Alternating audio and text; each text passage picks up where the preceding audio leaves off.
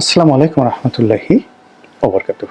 সম্মানিত দর্শক, সেনাবাহিনীর প্রধান জেনারেল ওয়াকারুজ্জামান অতি সম্প্রতি একটি বক্তব্য দিয়েছেন এবং তার সেই বক্তব্যটি রীতিমতো ভাইরাল। গণমাধ্যম এবং সামাজিক মাধ্যমে বহু মানুষ দেখছেন এবং যে যার মতো করে বর্ণনা করছেন।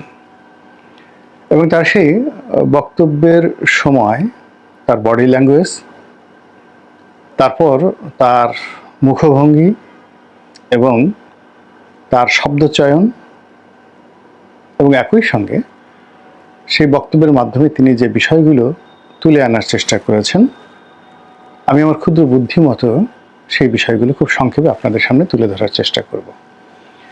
আমি যতটুকু বুঝেছি তাতে মনে হয়েছে যে সেনাবাহিনীর প্রধান জেনারেল ওয়াকারুজ্জামান বর্তমানের যে সার্বিক পরিস্থিতি, এই পরিস্থিতির বেহাল দশা রাজনীতিতে, বেহাল দশা অর্থনীতিতে, বেহাল দশা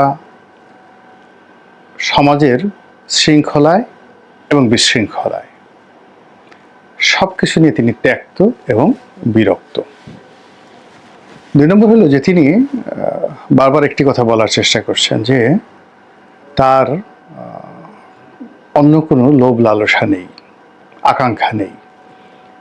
এ কথার দ্বারা তিনি বোঝাতে চেষ্টা করেছেন যে অনেকেই আমরা এই সামাজিক মাধ্যমে বিভিন্ন সময় বলে আসছি যে সেনাবাহিনী ক্ষমতা নিয়ে নেবে, সেনাবাহিনী ক্ষমতায় আসবে, দেশের যে অবস্থা সেই অবস্থায় সেনাবাহিনীর ক্ষমতা গ্রহণ ছাড়া কোনো অবস্থাতেই এই পরিস্থিতির উন্নয়ন ঘটানো সম্ভব নয়। সম্ভবত এই সকল প্রচার প্রোপাগান্ডার বিপরীতে তিনি বলার চেষ্টা করেছেন যে তিনি ক্ষমতালোভী নন, তার কোনো আকাঙ্ক্ষা নেই, আগ্রহ নেই এবং এই ধরনের কোনো প্ল্যান নেই। এবং আমরা এই কথাটা বিশ্বাস করতে চাই, কারণ হলো তার যদি সেই ধরনের কোনো আগ্রহ থাকতো তাহলে ডক্টর মোহাম্মদ ইউনূসের পরিবর্তে তিনি সেই প্রধান সামরিক আইন প্রশাসক হিসাবে তিনি সেই সেনা শাসন দিতে পারতেন এবং ওই সময়টিতে সেনা শাসন যদি তিনি দিতেন সকল পক্ষকে তো মেনে নিত, এমনকি আওয়ামী লীগের যারা লোকজন তারাও খুশি হতেন, এমনকি সেনা শাসনের অধীন শেখ হাসিনা জেলে যেতেও স্বাচ্ছন্দ্য অনুভব করতেন। বিএনপিও এখন যে একটা অস্থিরতার মধ্যে পড়েছে, অস্বস্তির মধ্যে পড়েছে, তো তখন বিএনপি অনায়াসে 2 বছর 3 বছর সেনা শাসনের অধীনে তারা থাকতে তাদের আপত্তি জানাতেন না। আর জামাত তো সবার আগে সেই তাদের যে স্বাগতম আহলান ওয়া সাহলান এই ফুলের মাল্য নিয়ে সেনাপ্রধানের সেই অফিসে চলে যেত। তো যাই হোক, ডক্টর ইউনূসও খুশি হতেন। তিনি তো শুধুমাত্র মামলা থেকে মুক্তি পেতে চেয়েছিলেন, ছাত্ররাও খুশি হতো, এর কারণ হলো তারা চাকরি চেয়েছিল।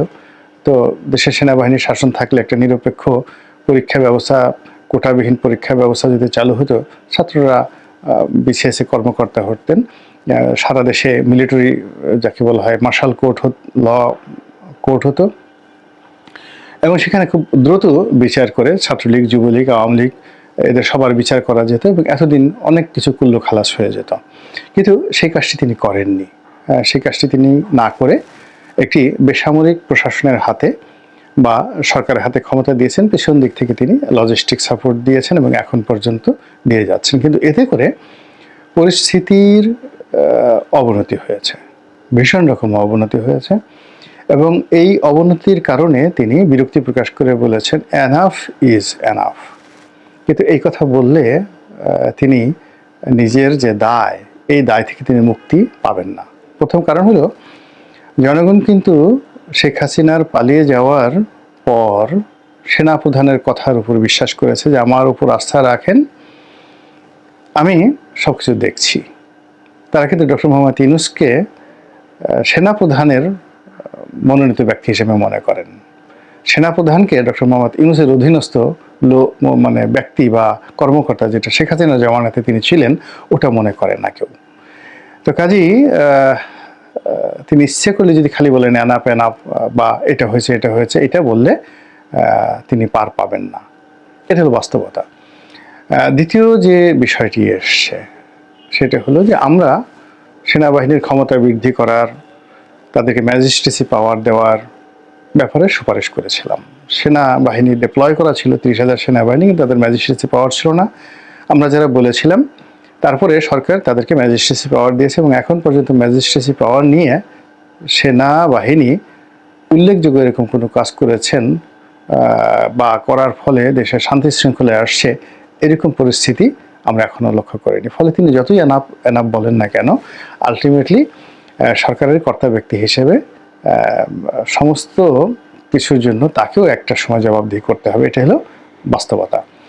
আর প্রকৃতির একটা লীলা খেলা আছে, ভীষণ রকম লীলা খেলা আছে, যেটা জেনারেল ওয়াকারুজ্জামানের জন্য এই মুহূর্তে রেড সিগন্যাল হতে পারে।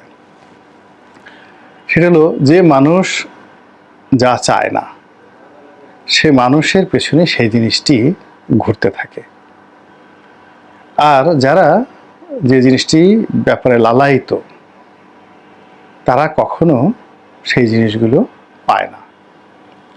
আমি ঠিক বেগম জিয়ার সেই 91-এর সরকার গঠন, শেখ হাসিনার জয়লাভ 1/11, তারপর 2008 সনে শেখ হাসিনার জয়লাভ, এরপরে বহু বহু মানুষের মন্ত্রী হওয়া থেকে শুরু করে মন্ত্রিত্ব হারানো, এখানে দেখেছি 99.99% কাজই প্রকৃতির আইন অনুযায়ী হয়েছে, কোনো তদবিরা হয়নি।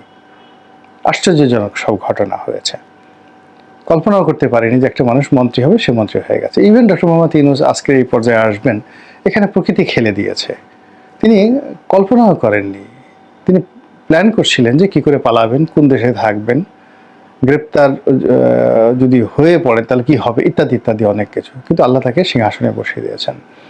তো সেনা প্রধান যত বেশি ক্ষমতাকে অ্যাভয়েড করতে চাইবেন বা যতবার তিনি বলবেন আমি এটা চাই না, ওটা চাই না, আলটিমেটলি ওই জিনিসগুলো প্রকৃতির নিয়মে তার পিছে পিছে ছুটবে, তার পিছে পিছে ছুটতে থাকবে। আপনি এই কথাটা লিখে রাখেন, এই যে আজকে বললাম এই কথাটা লিখে রাখেন, এবং এটাই প্রকৃতির নিয়ম। কিংবা আজকের যে সেনাবাহিনী প্রধান, তাকে তো মূলত এই কাজের জন্য শেখ হাসিনা নিয়োগ দেননি।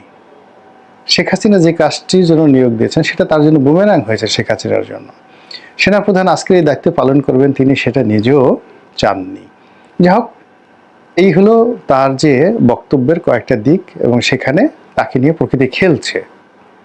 The nature itself is playing with him, এবং তিনি সেই প্রকৃতির খেলার বাইরে যেতে পারবেন না। এটা তিনি যত দ্রুত বুঝতে পারবেন, তাড়াতাড়ি বুঝতে পারবেন, আর সেটি তার জন্য ভালো হবে। 1 2 নম্বর হলো যে তার উপর যে প্রকৃতি ভর করেছে, এই ভাষণে আমি দেখলাম তিনি যে কমান্ড নিয়ে বা কমান্ডিং ভয়েসে যে কথাগুলো বলছিলেন এবং যেভাবে নির্দেশনা দিচ্ছিলেন এবং যেভাবে ডক্টর মোহাম্মদ ইউনূসের রেফারেন্স দিচ্ছিলেন, রাজনৈতিক দলগুলোকে নিয়ে কথা বলছিলেন, এবং স্পষ্টতই তার যে সিদ্ধান্ত, তার দৃষ্টিভঙ্গি, এবং এখানে কোনো ইফ চলবে না, বাট চলবে না, অর্থাৎ যদি কিন্তু চলবে না। এবং তিনি একটা জায়গাতে বলছেন যে এই জায়গাটিতে ফুল স্টপ দিয়ে দিতে হবে, এর সামনে আর এগোনো যাবে না।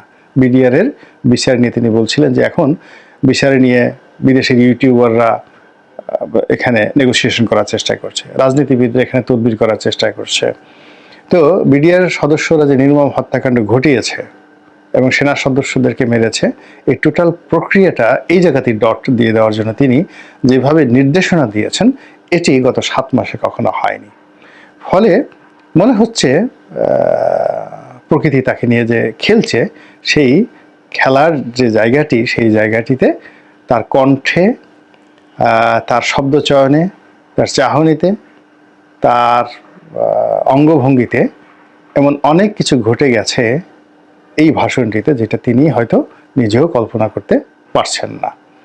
কিন্তু যারা প্রকৃতি নিয়ে বিশ্লেষণ করেন, বিচার করেন, তারা ঠিকই বুঝতে পেরেছেন। এখানে কতগুলো বিষয় তিনি বলেছেন যে ডিসেম্বর মাসে নির্বাচন বা 18 মাসের মধ্যে নির্বাচন। আমি যেভাবে ডক্টর মোহাম্মদ ইউনূস সাহেবের সঙ্গে দেখা করেছি, তিনিও এখানে সম্মতি দিয়েছেন। বারবার তিনি একটি ফ্রি, ফেয়ার অ্যান্ড ইনক্লুসিভ ইলেকশনের কথা বলেছেন, অর্থাৎ সেখানে আওয়ামী লীগকে নিষিদ্ধ করা কোনো প্রশ্নই আসে না। আর এখানে সকল রাজনৈতিক দলের যে অংশগ্রহণ, এটি তিনি চাচ্ছেন এবং এর বাইরে তিনি যাবেন না, তার পক্ষে যাওয়া সম্ভব না। এই কথাগুলো তিনি স্পষ্টভাবে এর আগে কখনো এতটা দৃঢ়তার সঙ্গে বলেননি। বরং প্রথমবার যখন তিনি বলেছিলেন 18 মাসের মধ্যে নির্বাচন হতে পারে, তখন ডক্টর মোহাম্মদ ইউনূসের সরকারের অনেক কর্তা ব্যক্তি বিরূপ মন্তব্য করেছেন। অনেকে তো পারলে এটা নিয়ে সেনাবাহিনীর প্রধানের যে চাকরি থেকে তাকে বাদ দিয়ে দেন। কিন্তু আজকের যে বক্তব্য, সেই বক্তব্যে মনে হলো যে তিনি যে কমান্ডিং ভয়ে যে তার ডিজায়ারের কথা বলছেন, সেই ডিজায়ারের মধ্যে তিনি স্পষ্ট বলে দিয়েছেন যে পুরো রাষ্ট্রের সকল ব্যবস্থা ভেঙে পড়েছে। রাজনীতিবিদরা হানাহানি করছে, মারামারি করছে এবং তারা যদি এভাবে করতে থাকে পুরো রাষ্ট্রের স্বাধীনতার সার্বভৌমত্ব ভেঙে পড়বে। আমার 30,000 সৈন্য মাঠে আছে, যেখানে পুলিশ 2.25 লক্ষ, সেখানে 30,000 সৈন্যবাহিনী কিছুই করতে পারবে না, তিনি স্পষ্টভাবে বলে দিয়েছেন। তো এই 30,000 সৈন্যবাহিনী এক গ্রুপ দায়িত্ব পালন করছে, তারা আবার নির্দিষ্ট দায়িত্ব পালন করে ক্যান্টনমেন্টে ফিরে আসছে, আবার অন্য গ্রুপ সেখানে যাচ্ছে। এই ঝামেলা কেন সেনাবাহিনী নিতে যাবে? এই ব্যাপারে তিনি তার যে বিরক্তি, তিনি কোনো রকম যাকে বলা হয় রাগ ঢাক না করে স্পষ্টতভাবেই রাজনৈতিক দলগুলোর প্রতি চ্যালেঞ্জ ছুড়ে দিয়েছেন। এবং এখানে নির্বাচন নিয়ে, রাজনৈতিক দলগুলোর মারামারি হানাহানি নিয়ে, আইন শৃঙ্খলা নিয়ে তিনি যে একেবারে অকপটে অনেক কথাগুলো বলেছেন। এবং কেন এই অপরাধ হচ্ছে, এই অপরাধ হওয়ার জন্য অপরাধীরা কেন এই সময়টিকে বেছে নিয়েছে, কেন এটাকে স্বর্গোদ্যান মনে করছে, অপরাধের স্বর্গ রাজ্য মনে করছে, সেটারও তিনি ইঙ্গিত দিয়েছেন যে আপনারা মারামারি করবেন, কাটাকাটি করবেন, নিজেরা চাঁদাবাজি করবেন, একে অপরের 14 গোষ্ঠী উদ্ধার করবেন। আর এই সময়টাতে ছিনতাইকারী, ডাকাত, রাহাজানি, ধর্ষক যারা রয়েছেন তারা আঙ্গুল চুষবেন, এটা হয় না।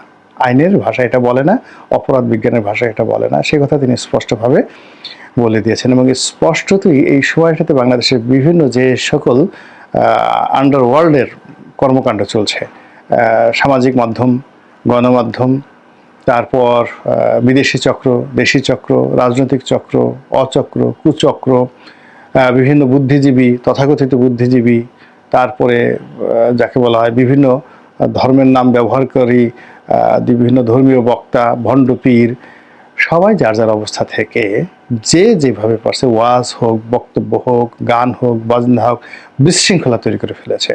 তো এই বিশৃঙ্খলা যে তাকে উত্তেজিত করে ফেলেছে, এই বিশৃঙ্খলা যে তাকে কঠোর করে ফেলেছে, এই বিশৃঙ্খলা যে তাকে দৃঢ়তা দিয়েছে, এটা এই বক্তব্যে আমরা বুঝতে পারলাম। এবং তিনি যে সতর্কবার্তা দিয়েছেন, আমার ক্ষুদ্র অভিজ্ঞতা নিয়ে আমি বলতে পারি তার সেই সতর্কবাণী কেউ শুনবেন না। তিনি যাদেরকে জন্য সতর্কবার্তা দিয়েছেন কেউ শুনবেন না। আমাদের দেশের মানুষ কথা শুনে না, আমাদের দেশের মানুষ বাড়ি খায়, আমাদের দেশের মানুষ লাথি এবং গুঁতো না দেওয়া পর্যন্ত সে বুঝে না। তো এখানে জনাব ওয়াকারুজ্জামানকে শক্তি প্রয়োগ করতে হবে, এর বাইরে কোনো অবস্থাতেই তিনি যে কথাগুলো বললেন এগুলো আমরা শুনলাম, শুনতে ভালো লাগলো, কিন্তু এগুলোর কোনো কাজে কাজ আসবে না। আর সেই কাজ যদি না করেন তাহলে তিনি যে গর্ব করলেন যে সেনাবাহিনী, নৌবাহিনী, বিমান বাহিনী তারা কাজ করছেন এবং তারা এখনো পর্যন্ত যে চেইন অফ কমান্ডের মধ্যে রয়েছেন, শৃঙ্খলার মধ্যে রয়েছেন, তো সেই শৃঙ্খলা যদি স্বাধীনতায় না থাকে, দেশে যদি বিশৃঙ্খলা আরও ব্যাপক আকার হয়, তাহলে এই 3 বাহিনীর সদস্যের সংখ্যা কত?